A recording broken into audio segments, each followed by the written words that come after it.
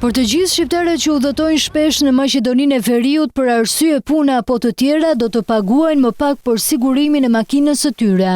Nga data 1 prill, polica e sigurimit e kartonit jeshil do të kushtoj vetëm 50 euro me një afat 1 vjeçar.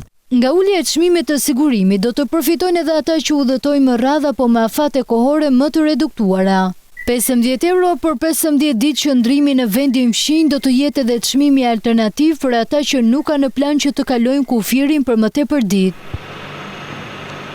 Kjo është masa e dytë që ndërmerret për lehtësimin e lëvizjes së qytetarëve shqiptar drejt vendeve kufitare pas hyrjes në fuqi në 1 shkurt 2025 të policës së sigurimit karton jeshil 1 vjeçar me malin e zi. Përveç lehtësimit të qytetarëve për të lëvizur me targa shqiptare drejt vendeve kufitare, kjo është pjesë edhe e zbatimit të marrëveshjes së përbashkët të Tregtisë së Lirë të Evropës Qendrore. Qytetarët shqiptar mund të pajisen në të gjitha pikat e shitjes së shoqërive të sigurimit me policën e sigurimit karton jeshil. Kjo mas përveç se do të ulë kostot e udhëtarëve pritet të nxjisë edhe më shumë shkëmbimet ekonomike dhe të jap hov lëvizjeve të turizmit në të dy anët e kufirit.